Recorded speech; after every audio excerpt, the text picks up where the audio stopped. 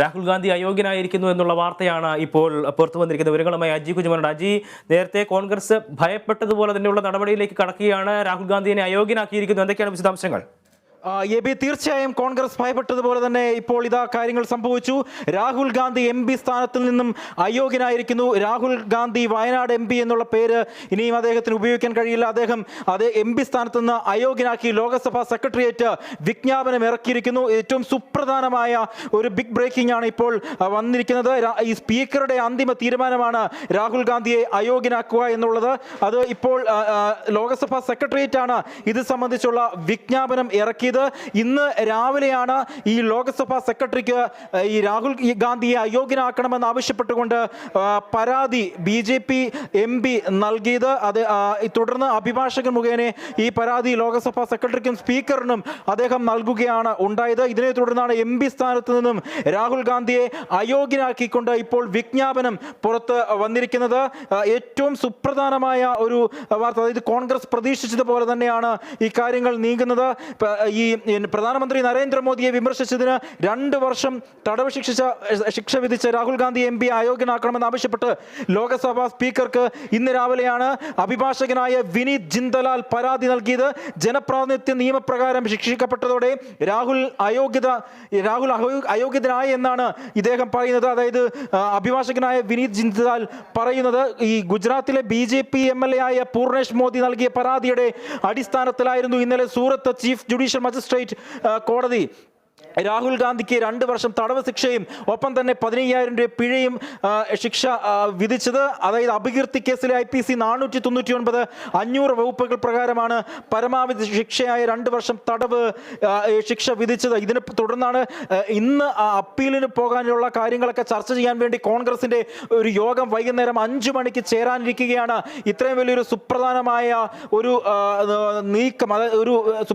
ഒരു നീക്കം നടന്നിരിക്കുന്നത് എന്ന് ഏറ്റവും എടുത്തു പറയേണ്ടിയിരിക്കുന്നു. കാരണം ഇന്ന് നടന്ന പാർലമെന്റ് സമ്മേളനത്തിൽ രാഹുൽ ഗാന്ധി പങ്കെടുത്തിരുന്നില്ല. അദ്ദേഹം പാർലമെന്റ് മന്ദിരത്തിലേക്ക് വന്നിരുന്നുവെങ്കിലും പാർലമെന്റ് അകത്തളങ്ങളിലേക്ക് കയറാൻ അദ്ദേഹം തയ്യാറായിരുന്നില്ല. ഇപ്പം സ്പീക്കറിന്റെ ഡയസിനോട് ചേർന്ന് വരെ ഈ വലിയ രീതിയിൽ പ്രക്ഷോഭമായി കോൺഗ്രസ് എത്തിയിരുന്നു.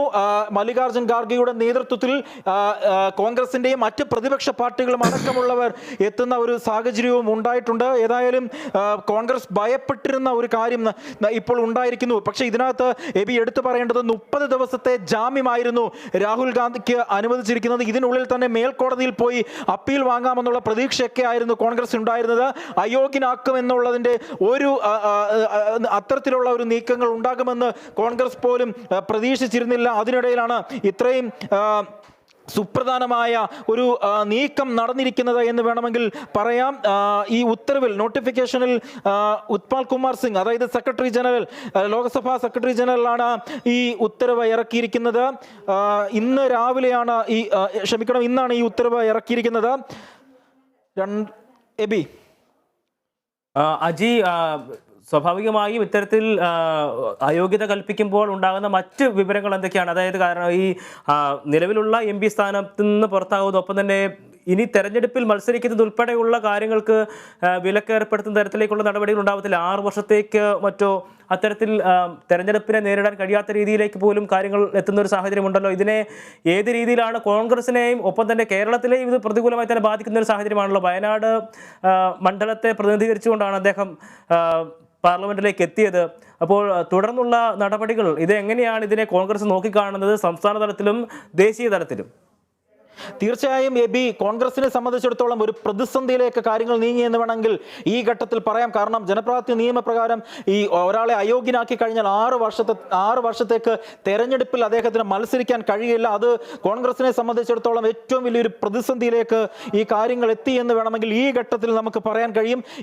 ഇതിന്റെ നിയമവശങ്ങൾ കൂടുതൽ പരിശോധിക്കേണ്ടതുണ്ട്. അത് നിയമവശം പരിശോധിച്ചാൽ മാത്രമേ നമുക്ക് അറിയാൻ കഴിയുകയുള്ളൂ. അതായത് ഞാൻ ആ ഉത്തരവ് ഒന്ന് പറയുകയാണ്. അതായത് ഉത്പാൽ കുമാർ സിംഗിന്റെ, അതായത് സെക്രട്ടറി ജനറലായ ഉത്പാൽ കുമാർ സിംഗിന്റെ ഉത്തരവ് ഞാൻ വായിക്കുകയാണ്. Consequent upon the conviction by the court of chief judicial magistrate Surat CC bar 18/7/2019 Shri Rahul Gandhi member of Lok Sabha representing by the Wayanad parliamentary constituency of Kerala stands disqualified from the membership of Lok Sabha from the date of conviction in 23 March. ഇന്ന് മുതൽ അദ്ദേഹത്തെ അയോഗ്യനാക്കിയിരിക്കുന്നു.